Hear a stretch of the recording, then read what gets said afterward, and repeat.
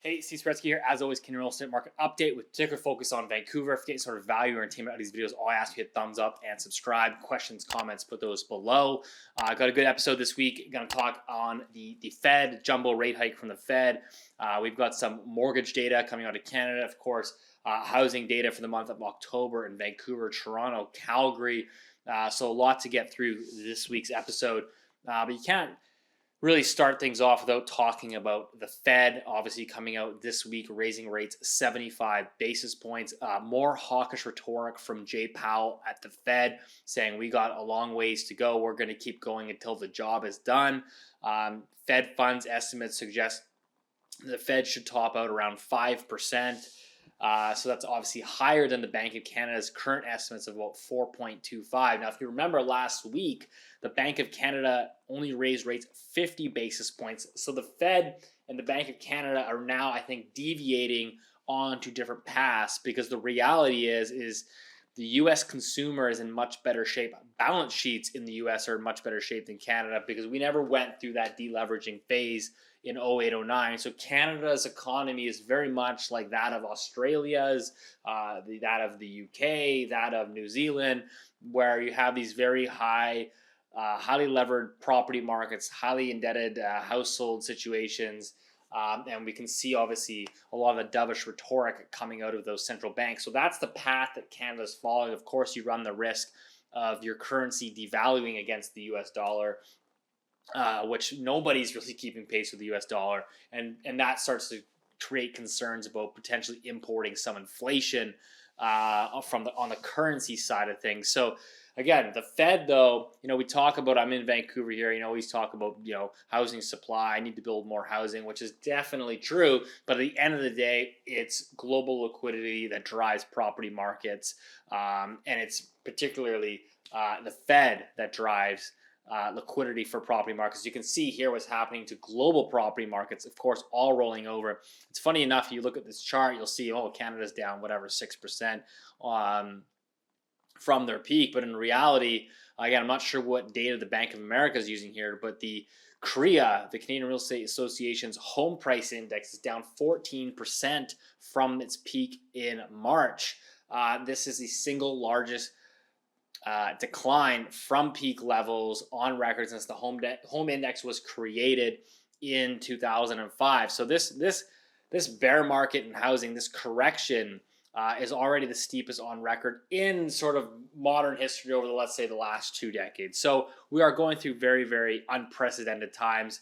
But again, the Fed is saying we're going to continue to move higher, despite what's happening. And again, the U.S. is a much different position. So we're going to continue to watch that moving forward. But again, the Fed drives liquidity, and I think we're getting closer and closer to some sort of financial event. As every rate hiking cycle from the Fed always seems to end in some sort of financial mishap. So that's kind of what we're keeping an eye on moving forward. But if we dial this back into the local markets in Vancouver and Toronto, this is something I've been flagging for a while, right? Which is, listen, these are two levered property markets. They've benefited immensely over the last decade plus of very low rates, an inability to expand supply because the immigration continues to ramp up higher.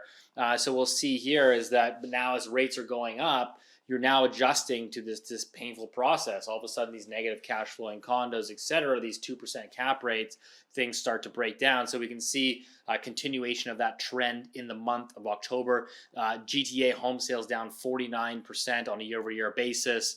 I think the lowest levels since I believe 2008.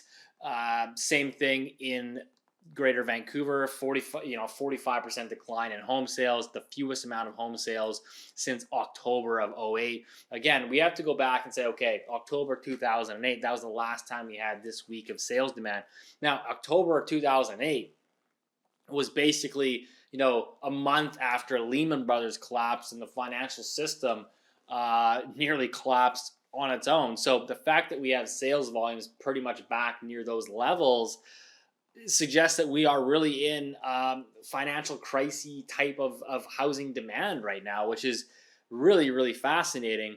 The only difference between sort of back then in October of 2008 versus October of 2022 is that inventory is quite literally half of what it was back in '08. So that this is not only the case in Vancouver but in the GTA. So you look at this chart here in Greater Vancouver, we quite literally have just under 10,000 active listings for sale in the Greater Vancouver market, and we had about 20,000 back in 2008. So the reality of the situation is that, yeah, housing demand is at crisis levels, but inventory is abysmal. So even people that actually want to transact in this market, they're having a tough time because they're saying, well, yeah, prices are down a little bit. They're not down enough to necessarily offset mortgage rates. So my cost of carrying is pretty expensive. And by the way, even if I want to buy, the prices aren't that great, and the inventory really stinks. And so a lot of buyers are basically just kind of holding off. And ironically enough, as the sellers are doing the exact same thing. They go, I don't like the prices. And so everyone's kind of betting on some sort of maybe change in the new year, maybe in the upcoming spring market. That's what the market's betting on. I don't know if they're betting on a return to lower rates or what, but everyone seems to be betting on some sort of return to normal, some sort of clarity. What's interestingly enough is to look at the most recent mortgage data in Canada. And so you had this year, you've had about 20% of new mortgage borrowers going with 1 or 2 year fixed rate mortgages. About 20% of new borrowers are going with these short duration fixed term mortgages. That's up from 8% last year. So everyone's saying, hey, listen, I don't want to lock in a 5-year fixed rate because those are 14, 15-year highs in 5-year fix. I don't want to lock in. I'm going to bet that rates are going to come down in the next 12 to 18 to 24 months. So let's go with a 1 or 2 year fixed mortgage, and let's hope that when I renew in 2 years, the rates are lower. And I think that's almost what homeowners are doing by basically pulling inventory off the market, opting to rent it out, saying let's try again next spring or next fall. And so everybody sort of seems to be betting on a short-term change. Nobody seems to want to transact in today's market, which is, and again, very, very fascinating. This is obviously for someone that's in the real estate industry. These are painful times for a realtor in any business. But I think what you're seeing is this is always where you're going to see a huge drop off in realtors, right? You're going to see all the people that got into the business in the last 1, 2, 3 years that aren't very well established, don't have a deeper clientele base, don't have the cash flows to support their business, are going to leave the industry. And it's the ones that are successfully transacting, the top 10, 15% of realtors are going to stay in the business. And they're actually going to, when the competition starts to leave, they'll actually end up absorbing more of the pie. So it was an interesting stat in the GTA. Over the last 12 months, something like 47% of the licensed agents in the GTA haven't made a single transaction over the past 12 months. So again, I think you're going to see those numbers slowly dwindle. You'll see a lot of people switching careers, leaving the industry. Which I think ultimately, in reality, is probably good in the long run. We certainly needed a bit of a cleansing in this industry. Too many people coming in looking for the sort of free and cheap money or the quick buck. So this is where you're going to start to see, I think, people that are established, that have built their careers in this industry, that are in it for the long haul, are going to continue to grow and build their businesses over time. But what is interesting out of all of this, as we've talked about, rates, we've talked about people betting on short-term dynamics. What I've said from the get-go is, if you like real estate and you want to invest in real estate, every market, every sub-market is a little bit different, right? I mean, we have sort of a national housing market, but they all interact differently, right? So I always looked at, Vancouver and Toronto, I've always looked at them as sort of these growth markets. These are markets that, again, they're highly levered. You're not buying them for cash flow. You're typically buying them because you believe that they're going to continue to go up. That's why you're buying at 2% cap rates. And then there's markets like Calgary. And I said, well, hey, listen, we've had such a good run in Vancouver and Toronto over the last 10, 15 years. You can't have prices going up 10% in perpetuity because the math doesn't work. It just breaks down. The math does not work.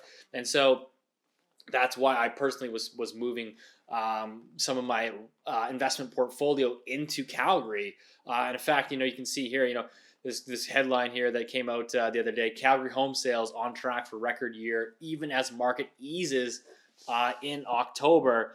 And some good chart here from my friend Ben Rabideau. So if you look on a year-over-year basis, the Calgary home price index is now up 9.7% on a year-over-year basis, up 9.7%. And the Toronto home price index now negative 1.3%. So in terms of capital allocation, again, my personal view on, say, the Calgary market moving forward is they are going to go through a price decline. But that price decline is going to be much, much more modest than what you're going to see in these levered housing markets like Vancouver and Toronto. So if you're going to invest, it's like, well, you may as well clip the 5% coupon while you're sitting there. So long story short, that's kind of how I'm looking at these property markets. One thing I will mention, which we can't ignore, obviously, is the massive announcement from the federal government this week. So if you're a long-term sort of real estate investor, or if that's a space that you want to play in, I think the federal government gave you another free cookie, which is they've raised immigration targets.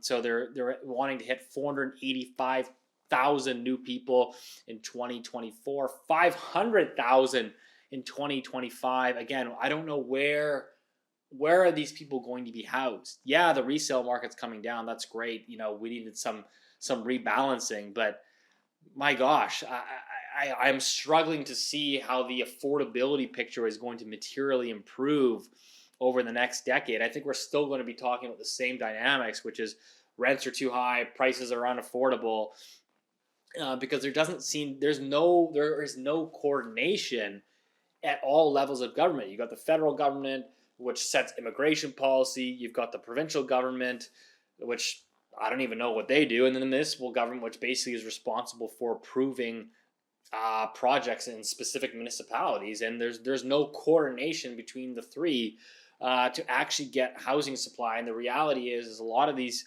new immigrants end up coming into the largest major metropolitan cities where there's actually jobs to be had. Yeah, I don't think necessarily they might not be the greatest jobs and the best affordable housing market, but the reality is you can't deny is that more and more immigrants continue to flood into Vancouver and Toronto. So if you're looking at it from a longer term perspective, I still think it's a bit of a layup there in terms of where the big picture is going. But in the near term, again, the Fed is going to continue to drive markets.